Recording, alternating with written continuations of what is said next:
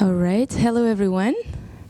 Thank you for this compact crowd today. My name is Salomé Attias. I'll be hosting one of the panels, and I also have the pleasure to welcome you to the first edition of Dialogue of Urban Development Practices, which is the first series of talks organized by Peer Protocol and supported by ICLEI and the Robert Bosch Stiftung, the Rotterdam Municipality and Culture and Campus Putzelan. In a time where privatization, or at least financiarization of public services, has been a long-established fact in cities, maybe sometimes the only way we know how, there's been a growing need for tools, ideas, processes that allow community-led initiatives to emerge. And for the municipalities, for the project managers, for the communities, for the inhabitants, to find new partners and new ways of partnering together.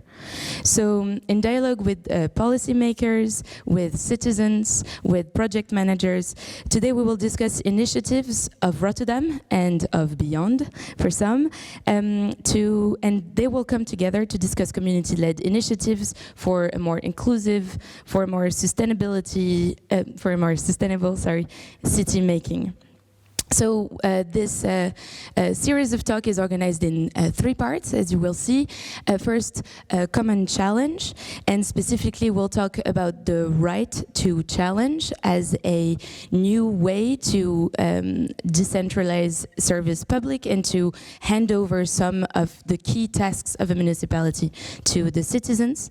We'll talk about community living and the opportunities that it offers in collective participation and new ways of living together, and of course in new and traditional ways to do real estate development. And finally, on communal urban development approaches to city making. So a lot of different speakers coming from all sides of the city making table today.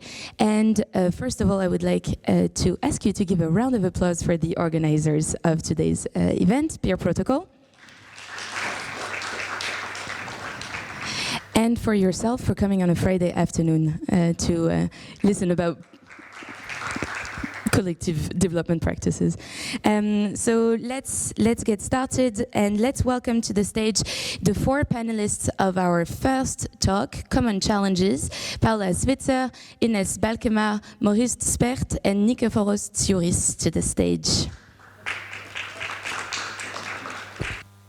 Welcome, everyone. Thank you for joining us. Today, around the table, we have many different profiles. And what I'm going to do first is what they will be allowed not to do during their presentation, which is brag about their achievements. So I'm going to do that on your behalf, so that you can humbly take the stage and just talk about the beautiful work that you do. Today, we are discussing grassroots bottom-up initiatives, and specifically the right to challenge. Of course, Ines will talk about it, Maurice will talk about it, so experts will probably correct me and give you a more in-depth understanding of what it is. But the right to challenge is a democratic participation instrument that has received a lot of attention in Dutch public administration and politics in recent years. The right to challenge entails that citizens who have a plan with which they think they can perform public tasks better or cheaper than the government, they're given the opportunity to challenge the government and transfer the execution of that public service, of the task, to them. That idea isn't Dutch, although it sounds very Dutch to me. It isn't Dutch. It originated in the United Kingdom, where the Localism Act has been enforced since 2011. Enforced is probably not the right term, but has been established. So the right to challenge is one of the 3 Burgerrechten. The right to challenge the city, the right to bid for empty municipal buildings, and the right to plan. So yeah, it's a very interesting modern tool for participation and for better bottom-up initiatives, and they would make any French municipality shiver in their sleep. So today around the table we have Paula Zwitser. Am I pronouncing it right? Yeah, okay, that's Paula describes herself, because I stalked her this morning online, she describes herself as a proactive troubleshooter, which is very much in line with the Right to Challenge. She's the founder of Met de Stad, a platform of entrepreneurs that build sustainable solutions with city communities. She's taken part in many key grassroots initiatives around Rotterdam, from Afrikaanderwijk all the way to M4H, working alongside various organizations and bringing to the table her expertise in sustainable entrepreneurship and community building. Give it up for Paula. Give it up. A round of applause, a round of polite applause for Paula. Then here we have Maurice Specht. Am I pronouncing that correctly as well? Yes.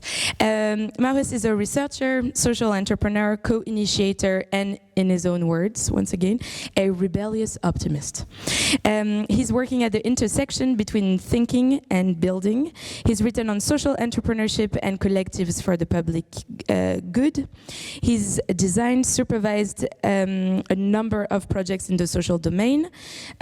You may most likely know two of them, the Les Salles West on Nieuwe Binnenweg and the Buitenplaats Brienenoord, because those are some of the two most striking examples of bottom-line initiatives here in Rotterdam. So that is Maurice. A round of applause, please.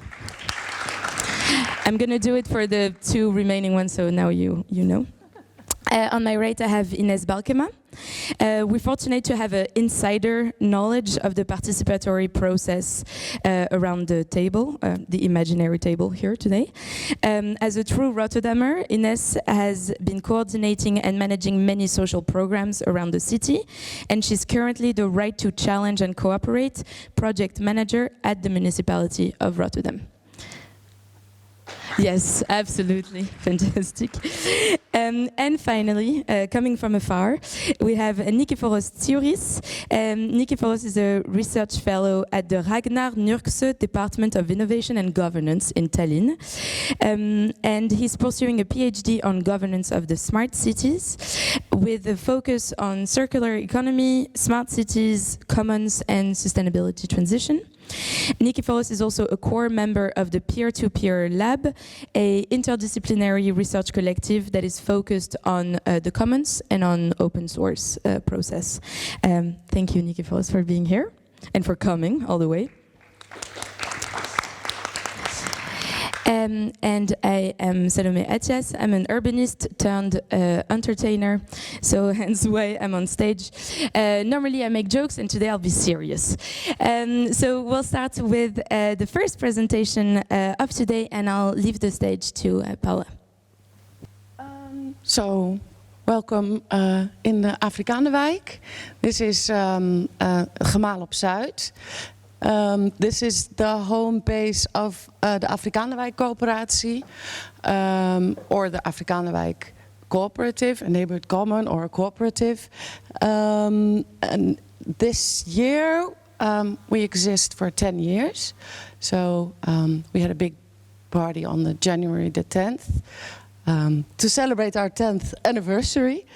Yeah, I'd like to start with inviting you all to come by once, because it's a place for the neighborhood, but also for other guests from all over the city. So today I'm going to talk about the grondstoffenstation, or the from waste to resource station, I guess I would call it. But before I do that, I think it's interesting to tell you a little bit about the Afrikaanderwijk Cooperative, because that was step one in self-organization in the neighborhood, and then I guess step two was the Right to Challenge. Yeah. So this is just to show our 10-year anniversary party. It doesn't have any other use, but but it was fun. So this is our cooperative. We started with looking at the neighborhood and acknowledging all the talents that were there.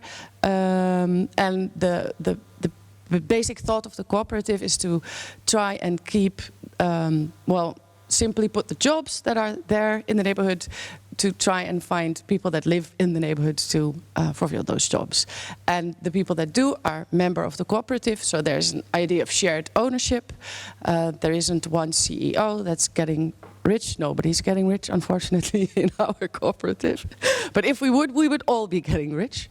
Yeah, the idea of shared ownership is very important. And the idea of equality is also very important, and recognizing everyone's talent, and so also all the local talent that was there, and we all pretty much make the same amount of money. So that's equality. This is the sewing workshop, naaiatelier. So there's a lot of women in the neighborhood that are excellent sewers. Tailors, dank je. Tailors. So we started our sewing workshop, and they really have big. We even had Jean-Paul Gaultier come by and give us a project. So that's one of the first things we started with. Also with the kitchen, the wijkkeuken.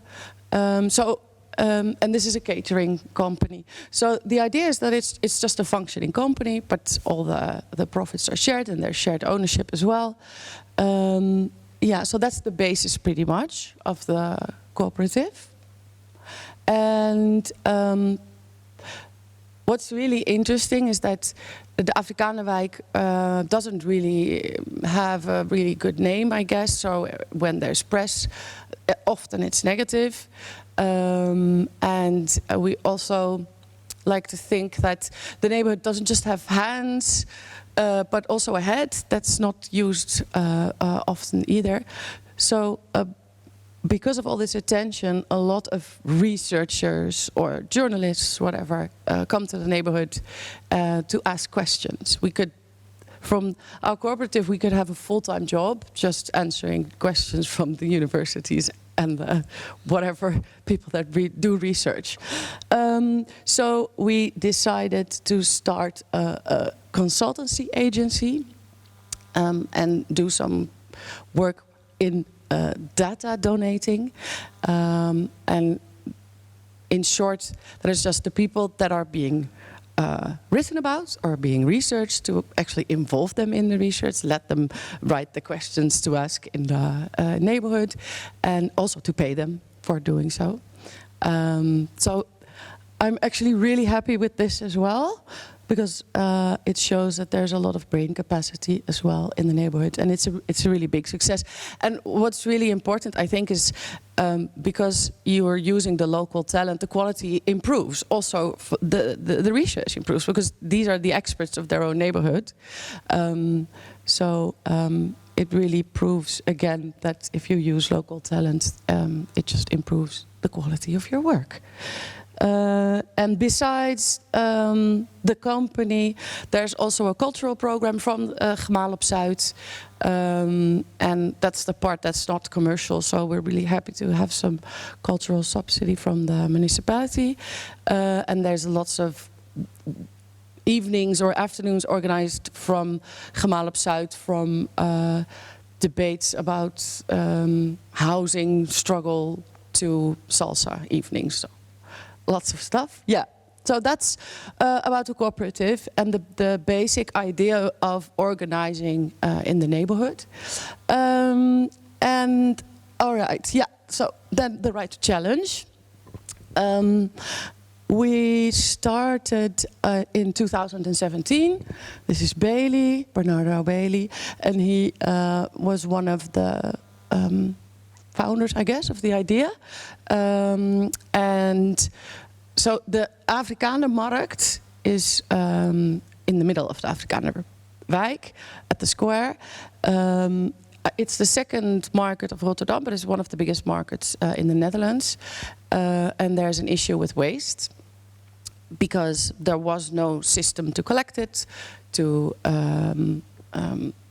do anything other than burn it. So there was no system.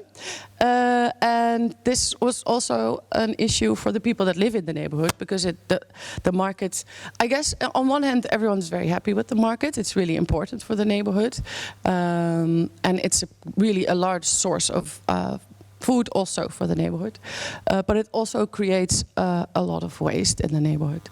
So we started small and collecting paper waste. And that's what you see Bernardo Bailey doing right here. And that was the first Right to Challenge. And that's also where it gets interesting. Because the Right to Challenge program and Ines worked with us to find a way to finance the collecting of the waste at the market. And we did that from 2017 to 2019. But commercial waste and collecting commercial waste and dividing it and recycling it is not a municipal task. It's, so the municipality is in charge of collecting consumer waste. That's why we pay taxes, so they come and pick it up. And commercial waste, with the market vendors, they have commercial waste, they are supposed to take care of their waste by themselves. But these are really small entrepreneurs would just have a small van often, and so at the end of the day they would have to take their own waste and then keep it till the next day when the places where they can leave it are open again, and often there's really just an issue of space, or they can't fit it in their van because they have to load the new stuff in the van the next day with the waste still there. So there's a lot of practical reasons.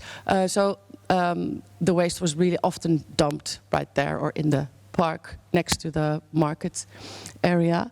And so everyone agreed that it was very much needed and necessary to do something about collecting the waste and recycling the waste and dividing the different flows, because we wanted to be circular, but also to diminish the amount of waste flying into the neighborhood. But because it's not an official municipal task, it's not really a right to challenge, because we're not challenging the municipality. So that was interesting. That created a problem. So it stopped in 2019, but together with a group of people from the municipality, we continued thinking about, okay, how can we make this work? Because it's kind of interesting, because it's real life versus the system and the way it's designed on paper. Because in real life, everyone agreed it's really important to do this. It's people from in the neighborhood that work for the cooperative that will be doing this job. It creates jobs in the circular economy. It encourages a feeling of ownership of their own neighborhood. And we would create the first circular market in the Netherlands in Afrikaanderwijk, which is awesome. So everyone was enthusiastic about it, but we couldn't call it a right to challenge. So in 2020, I think, or 21, yeah, 2 years later. Thank you, Ines. In 2021, we came up with a plan, because what is the job of the municipality is to clean the market area after the market. So we said, you know what, we'll make this market a circular market and also clean it afterwards. And the money that was spent on doing that, we could challenge that amount. So for that amount, we could collect the waste, divide it into the different flows, and make sure it was recycled. And it's not just recycling, it's also preventing waste. So a lot of the fruits, for instance, that were still edible, we have a free meal for the whole neighborhood every Wednesday from top. But most of it is recycled. Yeah, maybe we can skip to the next one. Yeah, this is how we started in 2021. So it was very basic, but we were hoping to have a proper from waste to resource station. And so we started in this new right to challenge, but then we found out that to clean the market area with our group of people, was not ideal. We did it, but it took a long time. So we turned into an interesting discussion with the people from the municipality saying, well, it's better if we do it. And then we said, yeah, but we would like to make this a circular market and we needed this deal. So then something interesting happened because the system would have said, okay, computer says no, this is where it stops, but it didn't. So we kind of changed the demands to become a right to challenge. And I guess after that it wasn't a right to challenge anymore, but it started as a right to challenge. Then the new demands were to help with cleaning at the end of the market and to make it a circular market and to create jobs for the people in the neighborhood and create like a circular hub. So that's what we did. Maybe we can show the next one. So we managed to build this from waste to resource station, and we're so proud of it. And because we worked from those containers you saw for 2 years, but it was also necessary to do that to prove that this would work. So operationally we were fully functioning, but when it rained, these guys were sitting in these containers. It was a little depressing. And also, I didn't really like the way it looked, because for the neighborhood, they didn't really understand what was going on. And they said, oh, why does this have to be here? Instead of something to be proud of and say, ah, look at that, we have a circular market. So this really changed the way it looks. And also, it has more of a neighborhood function. It has like a theater, because next to it is the Kruifkoord, which is where the kids play sports. So it has a theater so you can watch the kids play sports. It has a green roof that's tended to by the kids from the neighboring schools. And it's almost like a little shop. So at the end of the market day, the people from the neighborhood come there and they collect the food that's still edible. And what's left is we work with Buurtbuik and they create a really lovely meal for the neighborhood for the rest of the day. But besides all these neighborhood activities, we have 12 people working here in the circular economy, making sure that all the waste is recycled and that we have a circular market. So I think the interesting thing here is that the right to challenge was the fuel, but it also shows that sometimes it's really hard to fit reality into the systems that we're trying to work with. And we're still struggling sometimes, because for me it's about like a multiple value project. So it's not just that it's circular, or it's not just that it has a green roof and it collects water so it's climate adaptive, or it's not just that it creates jobs so there's less people in the bijstand. I don't know what that would mean. Benefits, yeah. It has all this value in one, and the system is still organized on challenging one of these activities. But the cool thing is that while we're working together, we're creating a new system, and this is kind of my dream way almost of working, to just figure out, okay, this is how we think things should be organized, do it, and then by doing it, try to change the system to follow. And so we did that with Annette van Otterlo, who's not here because she just had a baby, but she's the mother of this project. I've always been on her side, but yeah, Annette is, without Annette we wouldn't be sitting here. So there's a lot of people on our side that have been working very hard, but also on the side of the municipality, this wouldn't be possible if because there's a lot of computer says no moments, but then there's also a lot of city officials that say, no, wait a minute, let's look at this system and let's do something temporarily so we have some more time to figure out a new system. So it's always exciting because we never know what next year is going to look like, but we're still here and I feel that we will stay. I'm pretty confident by now. That was far too long, right? No, that was perfectly 15 minutes. Thank you, Paula. Change of scenery. I actually suggest that you stand next to the computer so you can. Thank you so much, Paula. Thank you. If you have any question, keep them for a little bit later. So we're Paula was talking about a project where you stay close to the city, I always try to keep my distance. Not by walking away or by turning my back, but I want to be as well dependent on my own conditions as possible. So I've been involved for a long time in this project. So 12 years ago, the city of Rotterdam, or the Library of Rotterdam, decided that it was a good idea to close 16 out of 24 libraries in Rotterdam. A stupid idea, which they now acknowledge.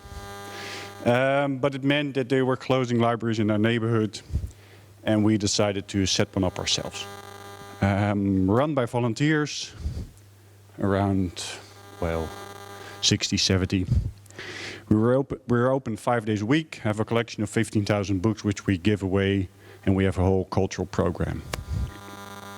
I've been involved with that for 10 years, and well, one of the questions we always got answered, asked, especially by city officials, was, what if you and the other founder quit? Will it stop? And we always answered this question saying, well, we don't know, we'll just continue, and no, probably if we stop, it will continue. The underlying thing with this question was always that they thought, oh, these kind of initiatives can only function because of these weird people who start this. The nice thing is we've withdrawn, and we now have a group which run this place, and now we can answer, yes, people can take it over after 10 years. So I'm not involved in this anymore. We're still open 5 days a week. We still have a functioning program. It's still run only by volunteers. But 10 years ago, I withdrew to an island in Rotterdam, underneath a bridge.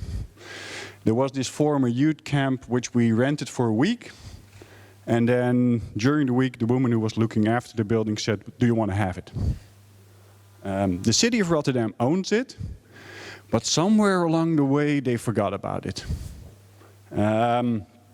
So we slept about it for one night, and then we said, yes, let's do it. So together with 4 other people, we said yes, and the woman who was looking after it said, well, the city forgot about it, but here's the contact details of the civil servant who's responsible for this area, and they know that something needs to be done. So we got into contact with him. He came to the building, and we were sitting here. This was the only part of the building with a double glazing. It was the 1st of December and there was snow. And we thought, well, let's ask him to come here so he knows we're serious. And the first thing he said is, we don't want anything to do with this. So you would think, well, that's easy. We want something, you don't want something. Where can we sign? That's not how it works, luckily, partly. No, because he said, well, if we want to rent it to you, we'll have to know what we rent out as a city. So we'll have to figure out what the state of the building is, because we forgot about it and we have no clue. So they looked at the building, and in the end, in a 60-page long report, there was this one sentence saying, the safety of the building can't be guaranteed, which means you're done. Which I didn't know then, but we fought against it for 1.5 years to try and get the city to forget about this sentence. Well, cities can do a lot, but they can't forget knowingly. So they can forget a lot of things unknowingly, but knowingly forgetting is impossible. So after 1.5 years, we said, well, okay, we'll accept your decision. The building has to go. But we're not going to do it as you want. Because they said, well, let's just demolish it, throw it away, build something new. And we were in contact with an architecture firm, the same that made the waste to reuse station. And yes, so Superuse Studios designed her place and my place. So we said, you know what, we're not going to demolish it, we're going to harvest the building and use the harvest of the building as the basis for the new building. So we started with this. In between, we had this, nothing. So we went back to square and took it apart bit by bit. So this is a floor which was hidden underneath a different floor. You just had to take it out one bit by bit, and now it's in the big space. And there on the left you see two men taking out all the nails, because that's what you then need to do. So the whole idea of a circular economy, it's very labor intensive. So taking apart this building then takes 8 months. Whereas if you just demolish it, it's 2 weeks, to give you an idea. So from this, we went to this. So this is the inside building, which we created. It's a 320 square meters building, which we now run with around 30 young artists, makers. And we call ourselves a rehearsal space for the future. And the nice thing is we have a building, but more important, we have an island. So we have 20 acres of green around us.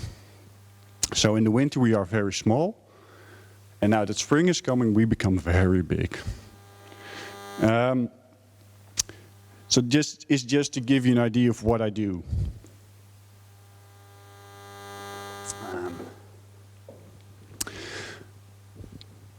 So both spaces,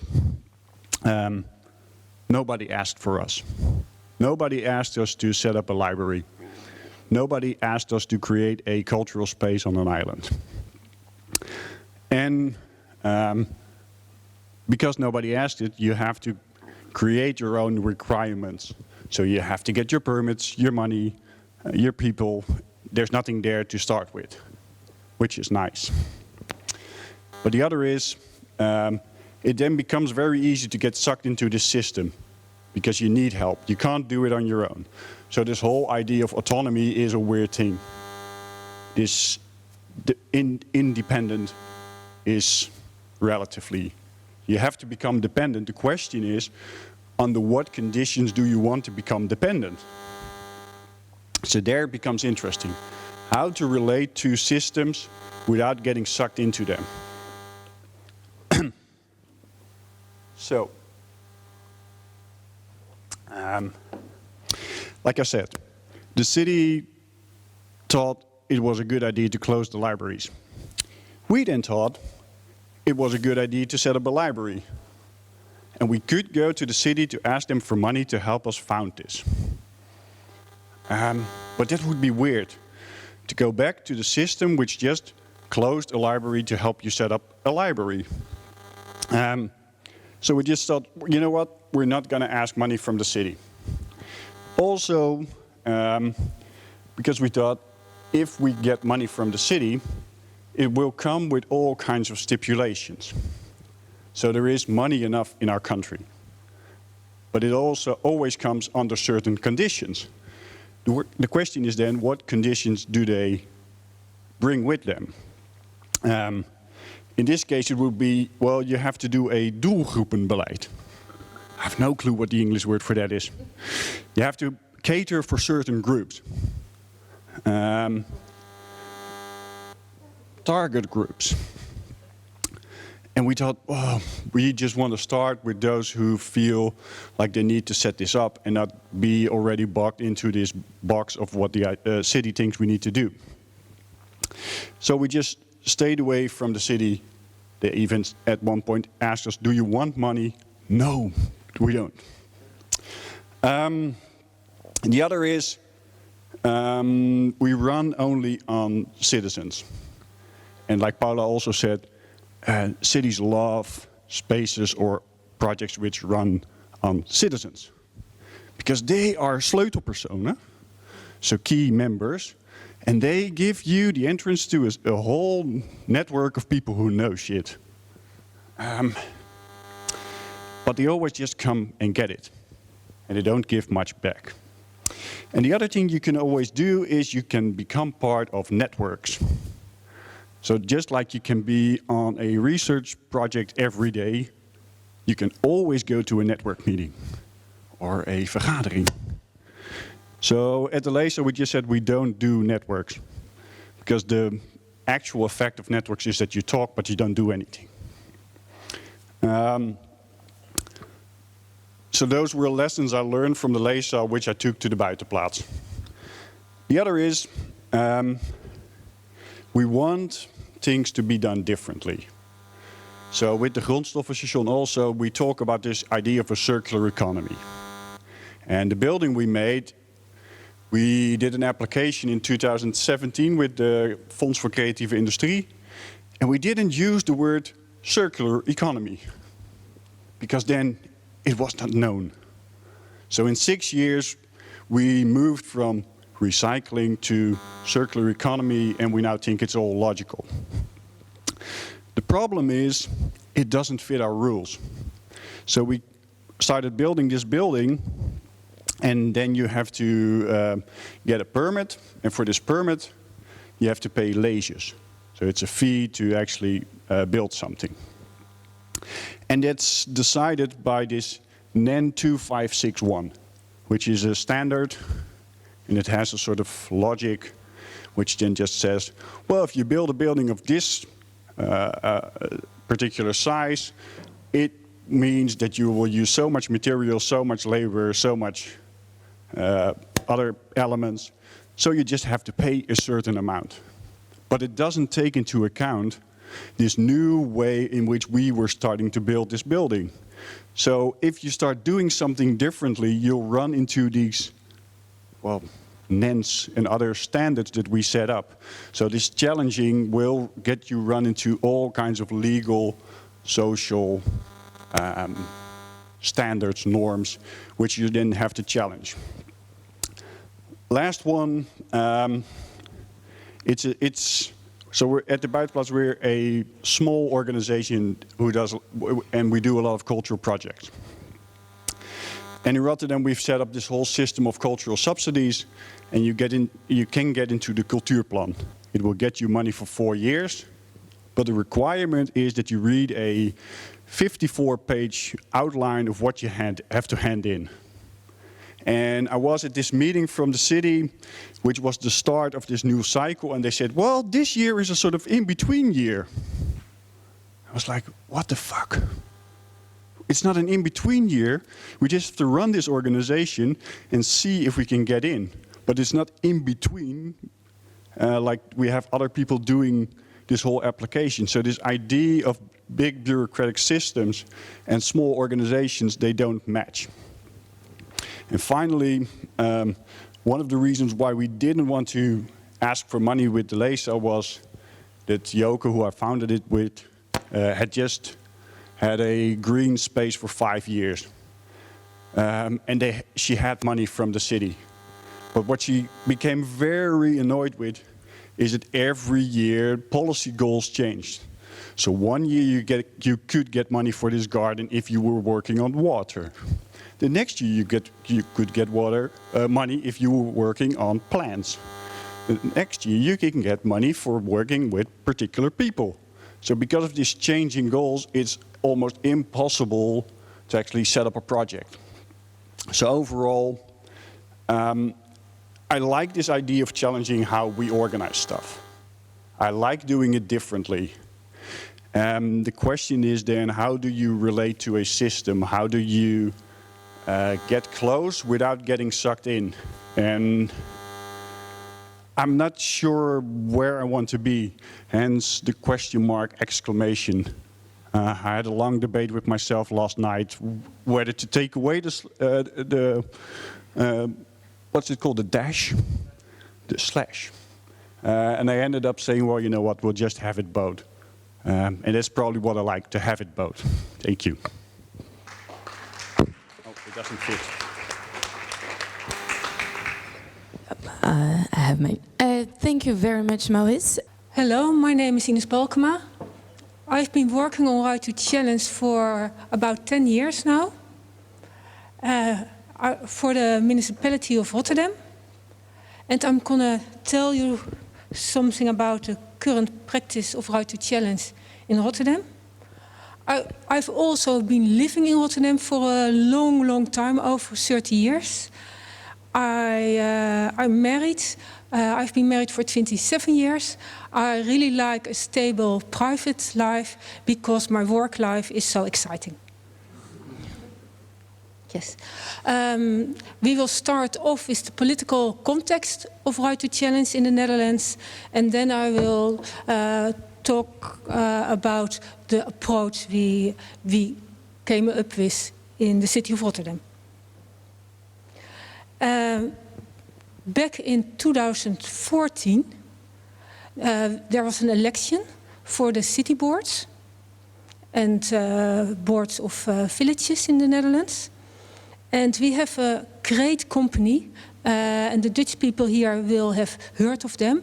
It's the National Cooperation for Active Residents, LSA. And on this picture you see Christel Juring. And before she started working for this cooperation, she worked in England for localism. She worked on Right to Challenge. And then she came to the Netherlands, and this National Cooperation for Active Residents lobbied all through the country to get Right to Challenge in the coalition programs all over the country. And it worked. It worked. This was the start of Right to Challenge in the Netherlands. In 2014, we got a new city council, and they said, we want the citizens to get involved more. We want to return ownership to the citizens. We don't think voting once every 4 years is enough. We want to give more power to the residents. And they came up with 4 programs on democratic renewal in Rotterdam. And one of them was Right to Challenge. Right to Challenge was the most outreaching program. And one of the things they also said is Rotterdam belongs to the citizens of Rotterdam. And then a couple of years later, we had elections for the government in the Netherlands. And also in the coalition agreement of the government, Right to Challenge was mentioned.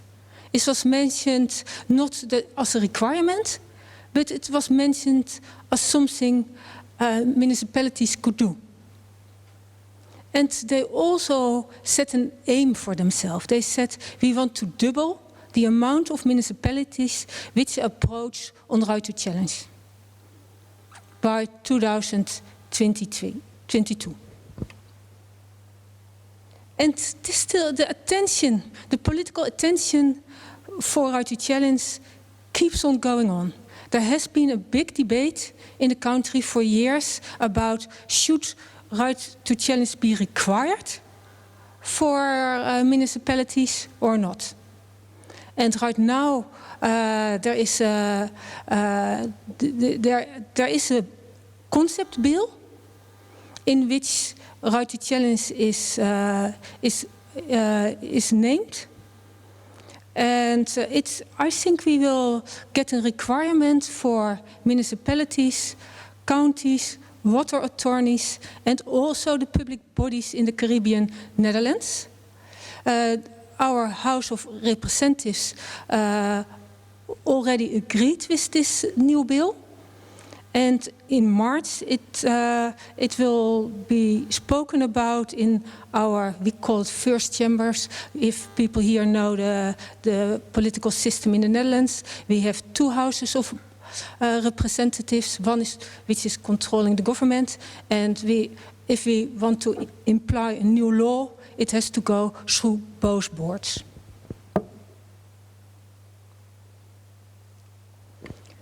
So we started working on Right to Challenge in 2014, and we came up with an approach in 2015.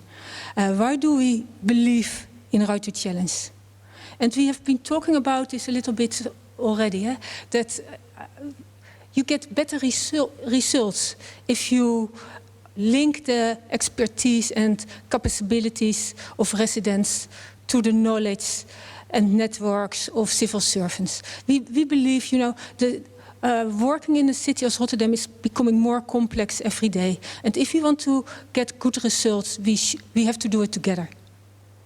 And I'm not going to read out everything because I only have 15 minutes, so you can do that for yourself. And then when we worked on the program, we got initiatives involved, and we worked with a big group of civil servants, and we came up with this definition. Every neighborhood or district is given the right to challenge local facilities and tasks of the municipality if they think they can organize it differently and better themselves. And you don't see the word cheaper, because in Rotterdam, this is not, we don't want it to be cheaper. You know, it's not that we want to cut our costs. We are doing Right to Challenge because we believe we will get better results. And then we came up with a framework. We worked on this framework, and we tried to keep the framework as simple as possible. So it's about the current tasks, and all the current tasks and local facilities are included to considerate. So we don't leave out anything. We are open for challenges over the whole package of the municipality. And of course there are some tasks that you say, no, you don't want people to challenge the police or the fire brigade or to collect taxes. You know, there are certain things that you understand that that's not up there for Right to Challenge. But for the rest, we are open for every suggestion. And one thing that's very important, and I'm not going to read them all because you can read them yourself, but one thing is really important, that's the implementation will not exceed the current cost. You know, the special thing about Right to Challenge is that we don't have an extra bucket of money. If you challenge us, then you will get part of our own budget. You take over part of our tasks, and because of that, you can take it over for many and many, many years. It's not that you only take it over for 1 year or one period. No, it's our budget, so we can hand it over year after year after year after year, as long as both sides are happy and want to continue. Even kijken. Then another thing which is important is that the initiative has to deliver a social value. You know, this Right to Challenge is not open to commercial companies, because, you know, then you can get an assignment and you don't have to challenge this. And so this is special, especially for smaller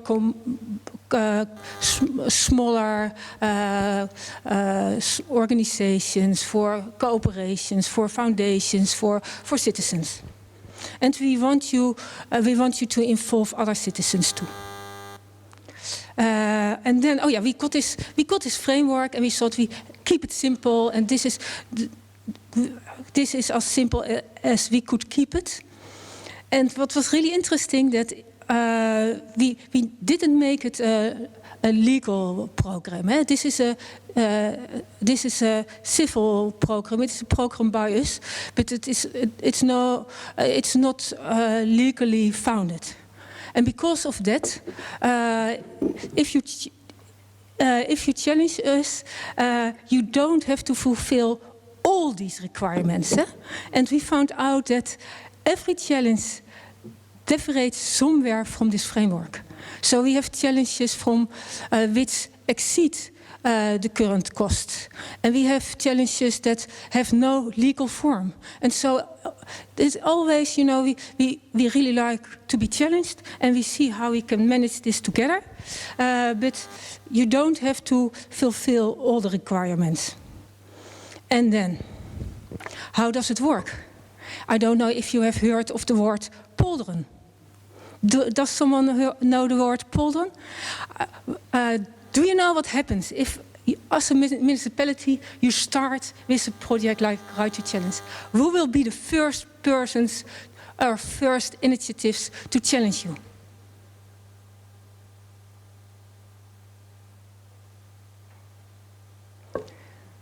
What happened in Rotterdam, and I don't know if it will happen everywhere, is that we were the first ones who challenged us, had a conflict with the municipality. And they already had a project, which was not accepted, and they thought, oh, right to challenge. We can use this as an axe, and we will go right through this system. So we really had a problem. We had two challenges which exploded like bombs in the municipality. And how we start, we always started, we want to bring the people together, and we want to put the initiatives with the civil servants on the table to talk to each other. And so I was arranging these meetings, and then I got a phone call that there were 5 managers that wanted to talk to me. Now, and you understand, and that we learned a lot from this. So we decided, we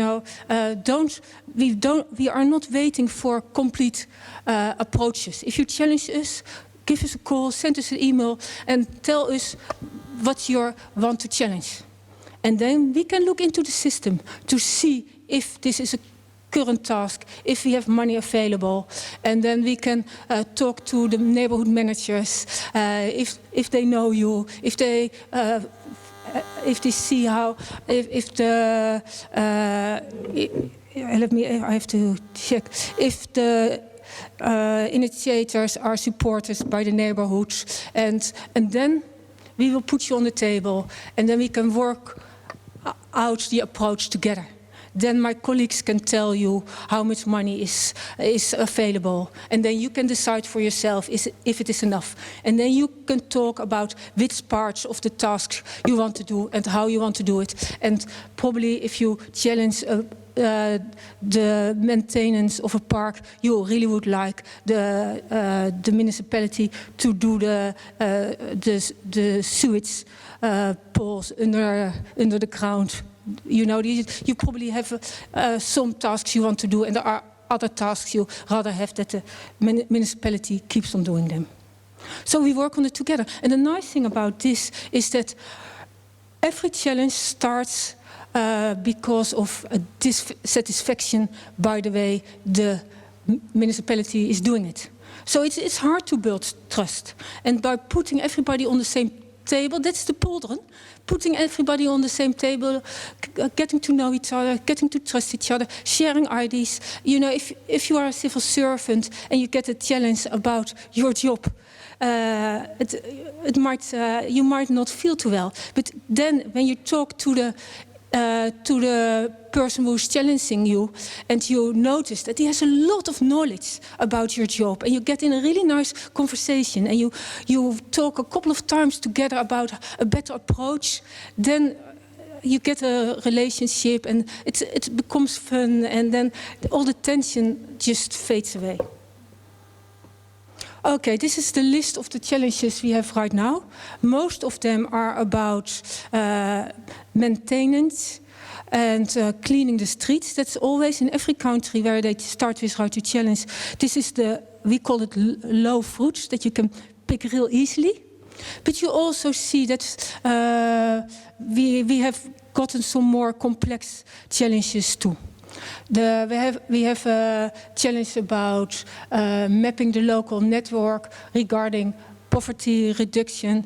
We have a challenge about ritual washing within the social funeral.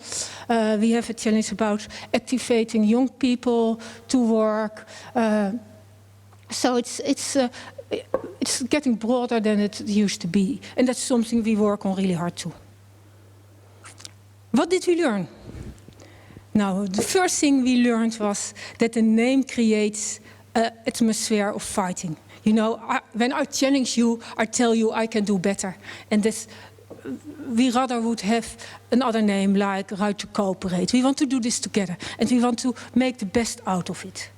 Then I already talked about how challenges arise from dissatisfaction. So it takes time to trust each other. And it's never cheaper or more efficient because these are small projects, and it's a lot cheaper to hire someone to do the maintenance of all the greenery of half of the city than cut it in small projects. But we see that it works, that we are getting a shared ownership, and we see how people get to know each other and how people start watching each other's children and are doing grocery shopping for elderly people in the street. And we see how the neighborhoods become nicer and more safe. And then we already talked a little about this. It rubs because it reaches the heart of our organization. It's our own budget. It's our own. It's about our own tasks. So every challenge hurts a little bit. But this also creates an equal playground. It's an important project to change the culture within the municipality and to make us more receptive to the ideas and initiatives of citizens. And then to other things, you really need the support from the top of the organization, and you need internal guidance. I have a team with a couple of people. We guide the challenges through the organization. And one of the things we came up with, which really helps, is that it's not the civil servants who decide if we go along with the challenge or not. This is the task of the eldermen. So we have a management board. We talk to the initiatives. We bring them together with civil servants. They work out an approach.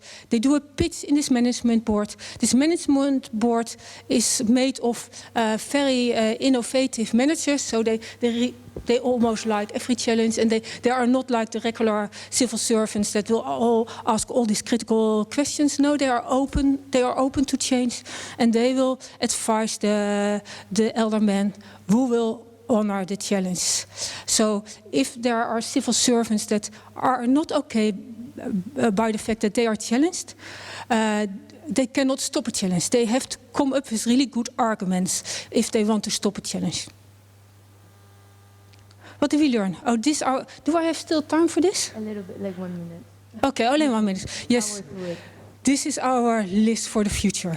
We are working on a new approach of Right to Challenge, and we are really inspired by the challenge of the social funeral, which is people from a Suriname background who do a ritual washing now, which in the past wasn't in the social funeral. The social funeral is if you die in Rotterdam and you are not insured and you don't have family living here, then the municipality has to make sure that you get a funeral.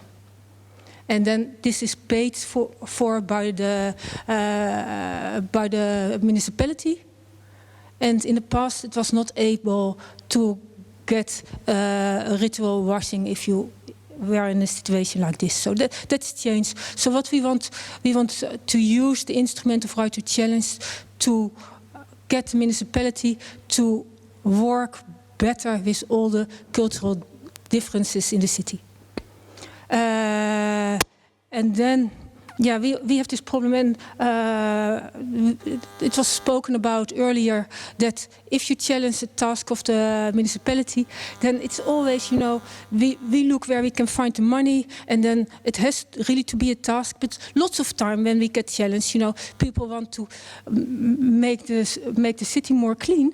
They don't challenge us because they want only to clean the city, or like the Afrikaanderwijk coöperatie, they challenged us because they want to make a sustainable market, and then they were cleaning the market. But it's always that when we get challenged, people think a lot broader than the way we are divided. So what we hope to be able to do in the future, that we can combine budget from different parts of the organization to hand over to challenges. And then you see that citizens, they are ahead of us. They are doing all these projects about eco-friendly or sustainable things, and we are way behind. So they are challenging us on tasks that we are not yet doing.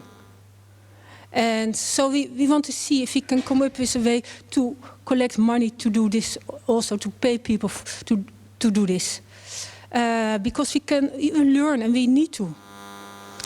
And then, of course, we have this really difficult circumvent European procedures, legislations. You know this, that if you hand out an assignment above 221,000 euros, you have an aanbesteding. You have to do a European tenant. Yes. So this is hard for us because we want to continue challenges, and we also see in our own organization that there is this purchasing policy which is quite strict. So we want to see if we can break this open. And it would really be nice if we got our own budget so that we can pay additional tasks. Thank you. Thank you very much.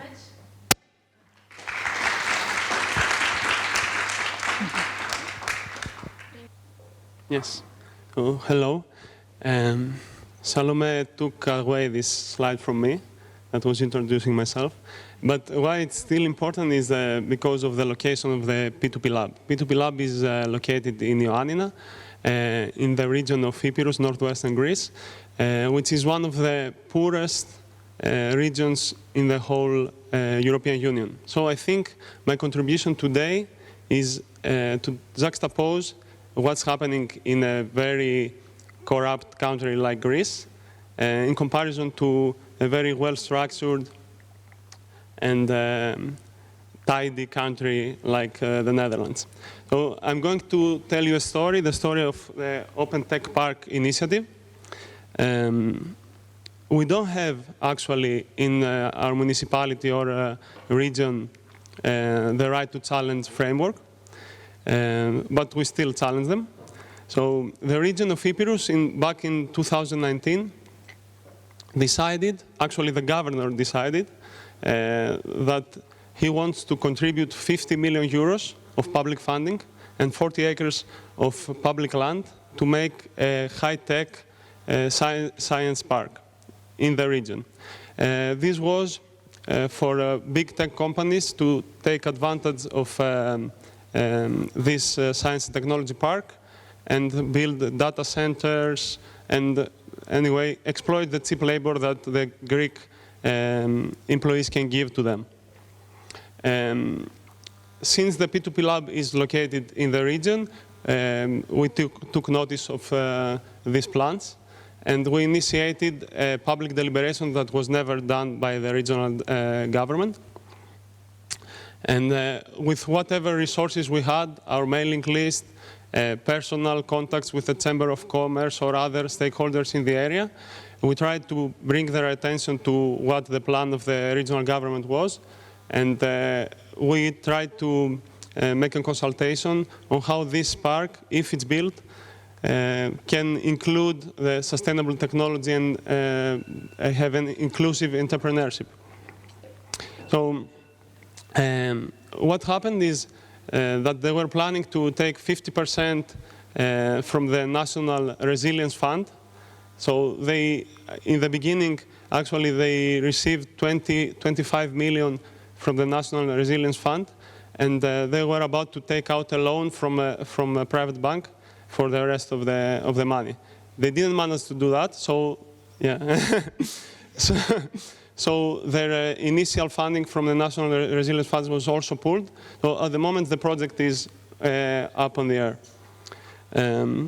However, in the proposal that they submitted to the ministry, they, after a long process of two and a half years, they included our proposals into the proposal that they submitted to the ministry. So that's a bit, okay. It's a bit ruined, but anyway, I will tell you where we build our arguments against the high-tech park and and then where are the pillars of our proposals. So if you don't know what a science and technology park is, you can think of the Silicon Valley. That's the most prominent example. And this book from 2003 is still relevant, because we know that high technology in this mode of production that we currently have is very unsustainable and is very socially, let's say, increases social inequalities.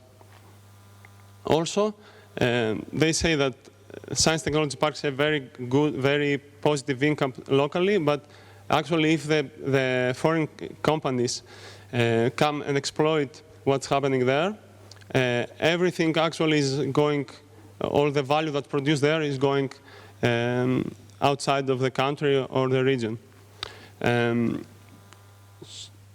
Yeah, I think that's it from. So the two pillars, yeah, it's also in. The two pillars of our proposals were open source technologies, so the opposite of proprietary technology. Open source is software or hardware that you can share the designs, modify them. It's not free. It depends on the creator, what they want to do with it, what kind of licenses they want to put on their creation. And we brought to the attention of the regional government that even the European Commission or even big companies that they like to support, like Deloitte or PwC, they can also see the benefits of supporting and promoting open source technologies. Actually, in Greece, at the moment, and this is some examples of open source initiatives. Open Bionics is making open source prosthetics. So let's say a bit low tech prosthetics for people, for disabled people with missing limbs. The initiative on the bottom left, it's in Greek, it's in New Guinea. They work on building small-scale wind turbines on places that are off the grid around Greece. And also, a prominent example is the LibreSpace Foundation, because they produce space open source technologies, and they are the first organization to launch an open source satellite in collaboration with the European space agencies. So these are some examples that we brought to the attention of the, okay, that's a mess. We brought to the attention of the regional government with not much, like, let's say that we're not as happy as Ines to be challenged. At the same time, we brought to the attention of them the social and cooperative economy movement, which has a lot of shared elements with the open source approach, like sharing and being transparent with what you do. Also, there is a multi-stakeholder democratic governance approach from cooperatives usually. And I will also would like to say that we have a lot of cooperatives in our region that focus a lot on having local impact, but at the same time they are very concerned of what's happening in the world, so they don't want to have local impact and outsource their waste or their externalities to some other country. So they're still conscious of what problems they could cause abroad. These are some of the examples in our small city. Some are, we have an energy community that has 2 photovoltaic parks. We're working on smart mobility. We have a lot of mountains there in comparison, like instead of the Netherlands. We have a refugee makerspace, people working on construction, all the burning issues, because the situation in Greece is very, very difficult at the moment. That try to have as much as great impact on sustainability, social and environmental.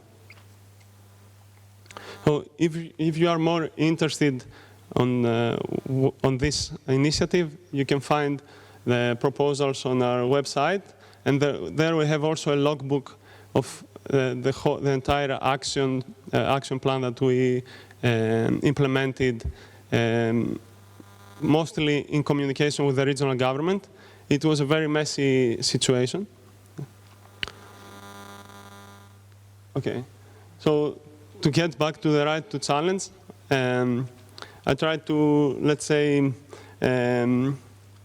transfer our experience to what I understand the right to challenge to be. So what were the reasons that we actually took action?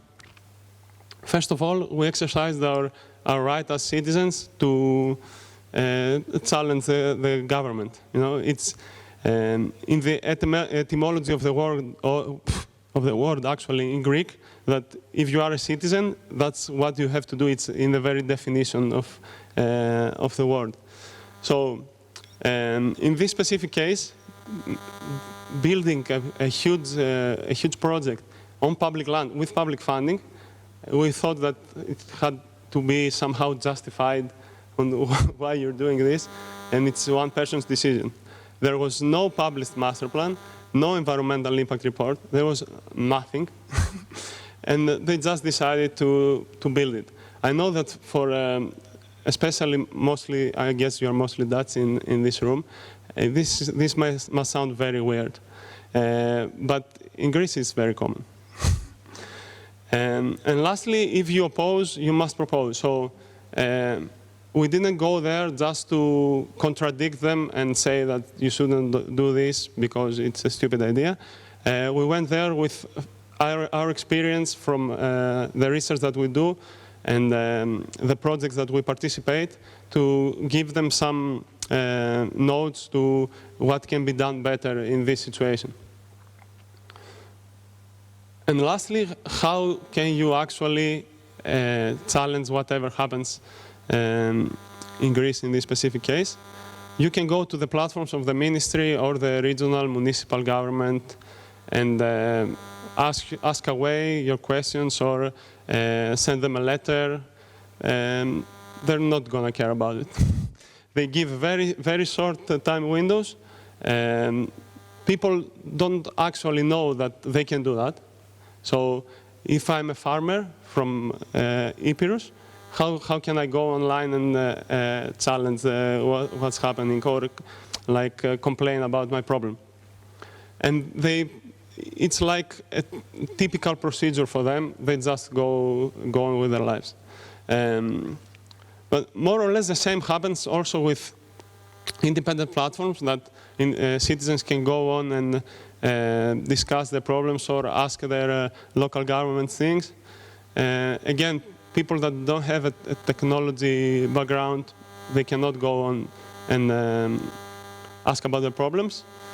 And if the funding is cut because probably they're EU or private funding, then these platforms just go away.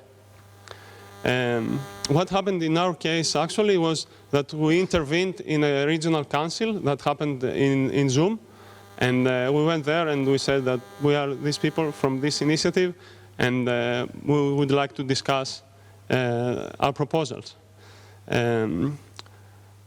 They dismissed us. They said that they never heard about us, although we had all the letter exchanges between us.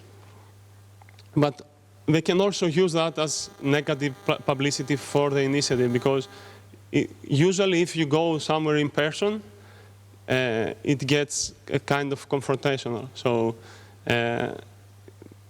probably there is a fight and like the governor was shouting, it was a messy situation. And what happened at the end and how they actually put our proposals in their proposal is one of the people from our initiative met with the governor and explained what we were talking about. And he said, okay, that makes a lot of sense. Let's put it in the proposal. However crazy this might seem, it's a reality for us. And I would like us to get closer to the Dutch paradigm. Yeah, I hope that was concise enough. Yeah.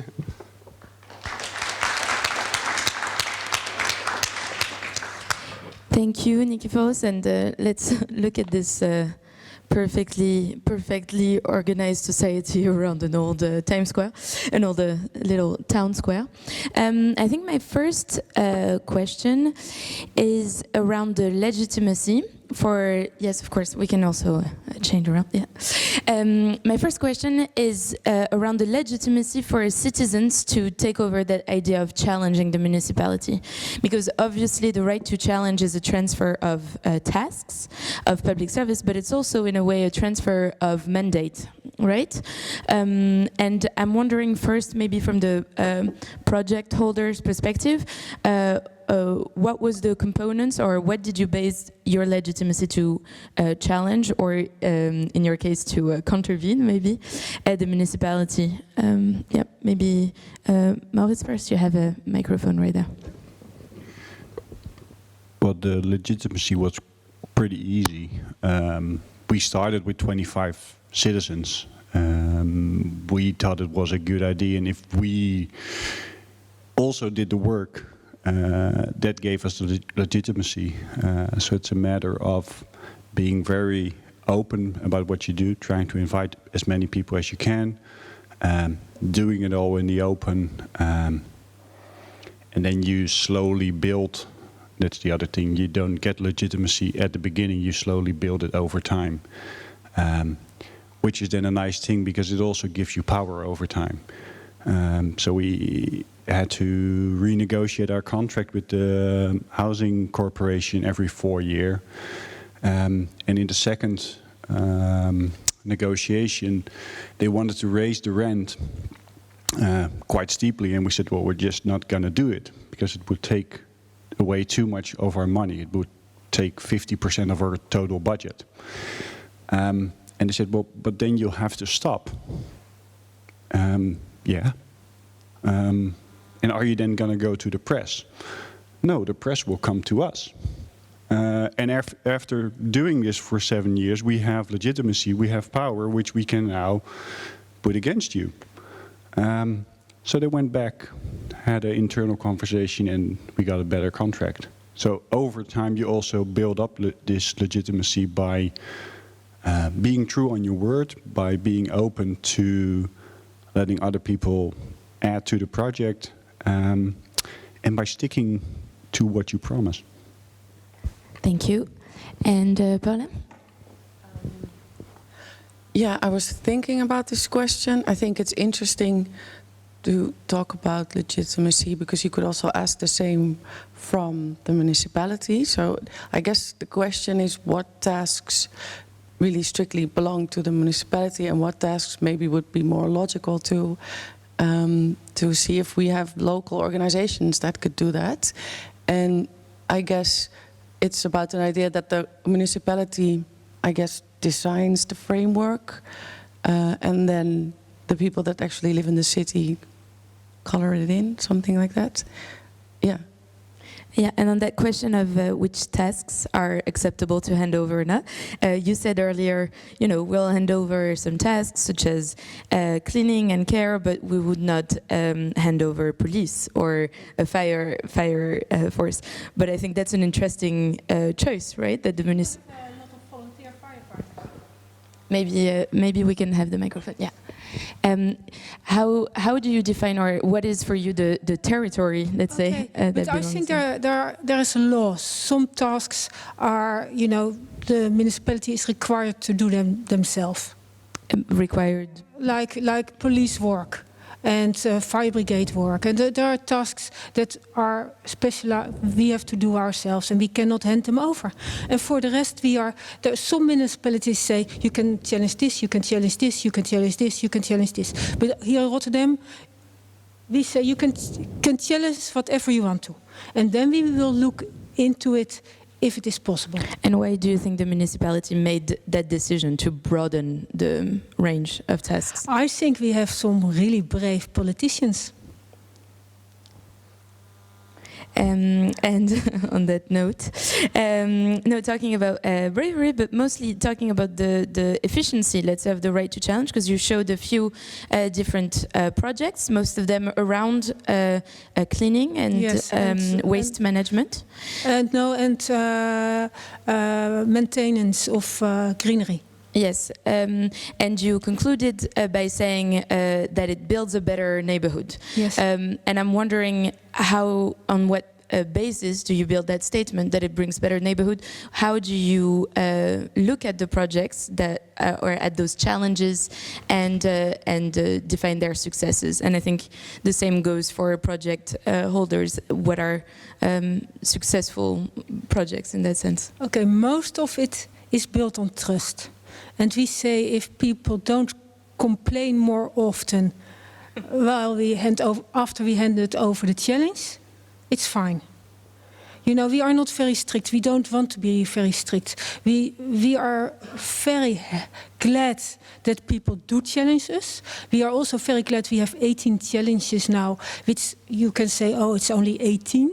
But if you look at England, they had 12 in 4 years. So we are doing really well.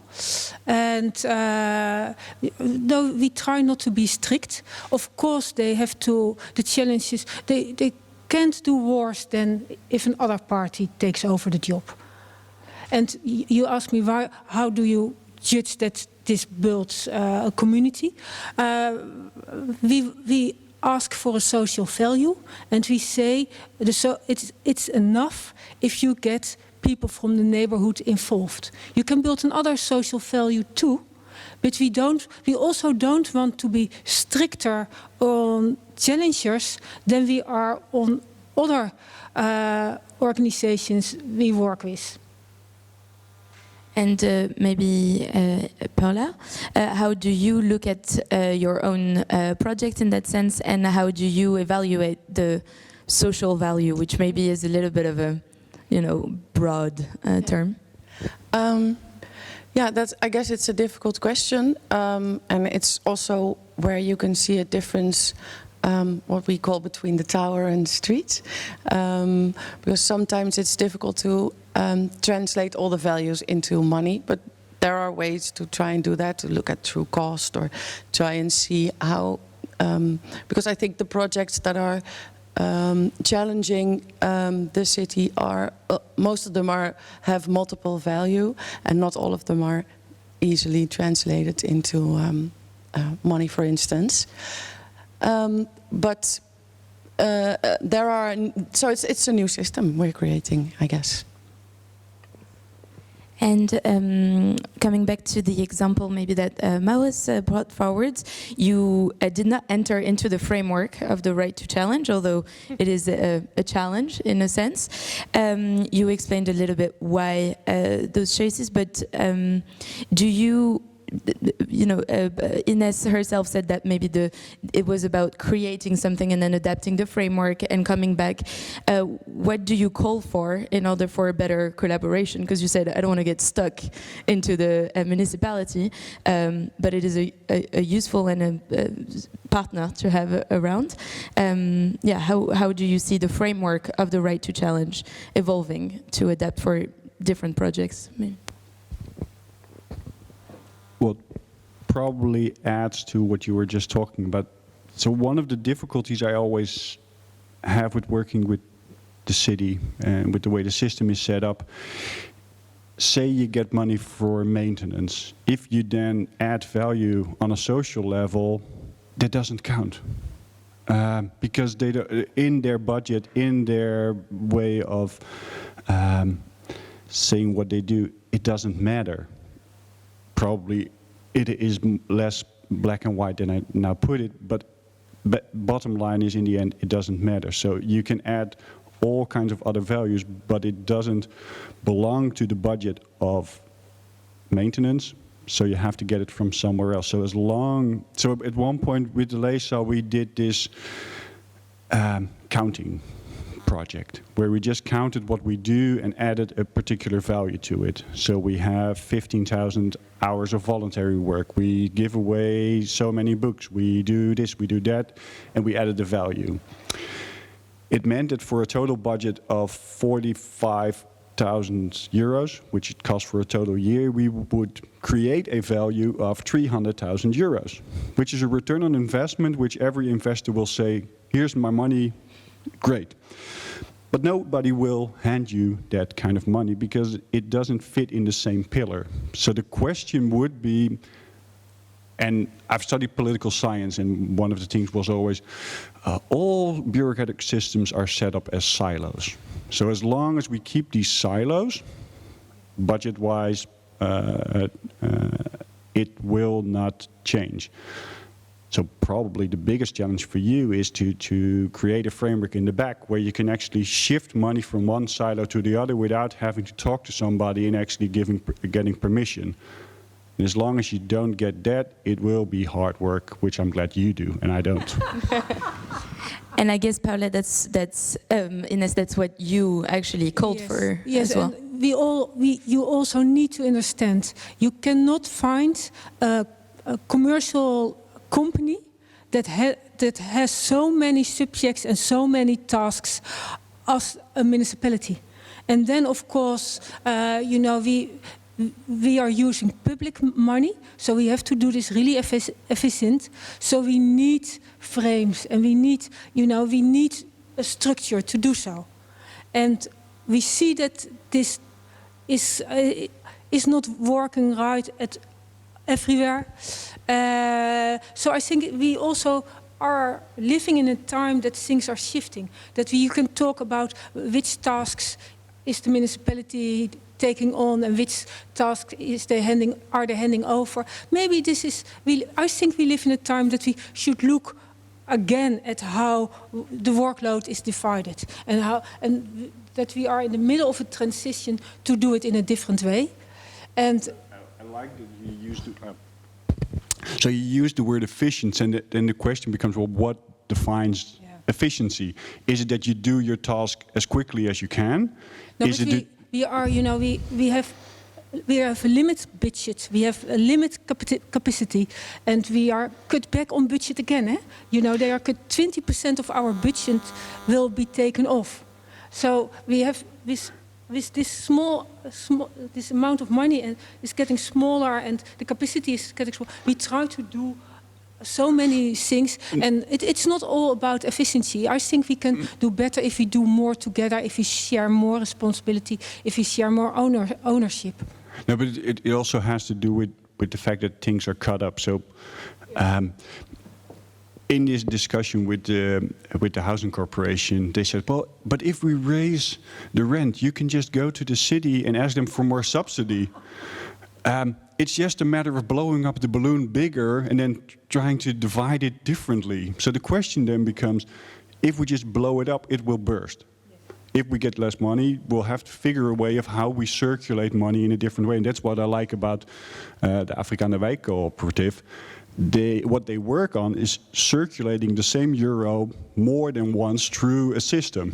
So the more you can do that, the more you can do for the same amount of money, because it's invested a couple of times. So there is this great documentary with a rapper in the UK or in the US, Killer Mike, and it's on Netflix. And he has this documentary where he wants to take over the country, basically. And he says, well, what if we run this country on a black economy? And I want to live in the black economy for a day. So the first thing he learns is that he can't get his weed because there's no black dealer in his city. So he goes on a whole trip, and it's beautiful to watch. But one of he then turns to this economical study where he says, well, one of the problems we have as a black economy is for every dollar, it's only spent 50 cents in the black economy. White communities do it $1 gets spent 3 times. Asian communities spend the same dollar 5 times. So it's for the same dollar they can do way more. So he then tries to challenge the whole idea of how is our system set up. So yes, our budgets are cut. So then the question is become, how can we use the same money over and over and over and over and over again? Yeah, and I think here we hit the system change part of the conversation, as any good conversation should at some point. But also a question of political culture, I think, of how is the role of the municipality and the role of public services and the realm of each one understood. And for that, maybe I would like to turn one last time to Nikiforos before we end, sadly, this conversation. You have the outsider's eye to the right to challenge and to all the examples that we saw today. I know as a French person, a lot of what I'm hearing is very surprising sometimes, built on trust. Yeah, I wonder, to your understanding, and also because you research those questions, what allows in the political culture for the idea of challenging the municipality? What allows that idea to emerge? I think Ines talked about trust, and right away I thought about the Greek context, and there is a. If I hear a Greek politician talking about trust, I'm thinking about like some kind of money exchange or some kind of business exchange. So I think in every culture there is a very different approach to challenging the government. Like I can see that the Dutch are very confident of challenging the government, but in Greece they're and at the same time they're very constructive with their arguments. In Greece we're very competitive with the government, but without, let's say, having something to add on what they're doing. So probably someone would like, if someone is opposing, they would like to take over and take advantage of the system themselves.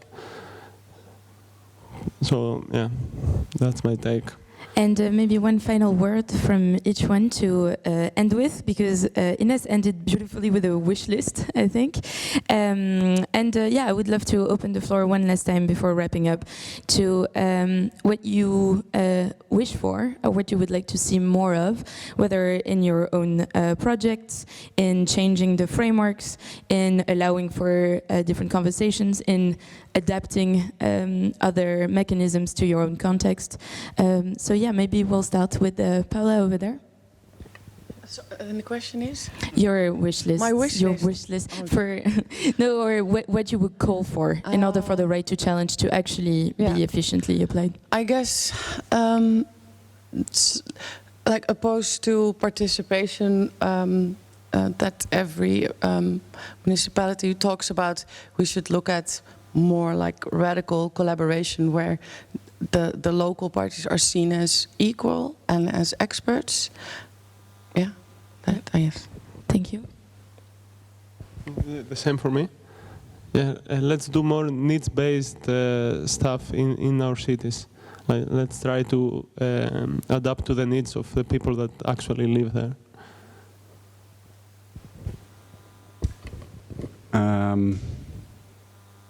Let's try and keep space for non-challengers who don't want to get in.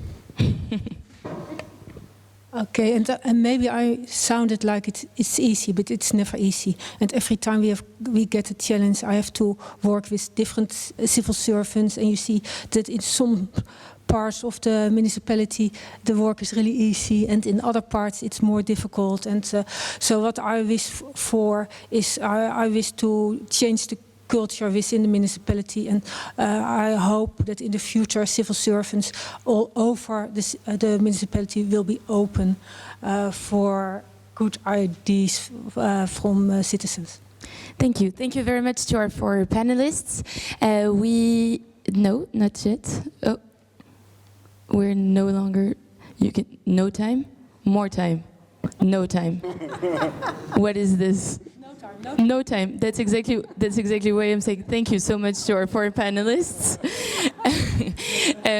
Thank you to our four panelists, and we will move on to the next conversation about community living. Thank you so much for joining us today.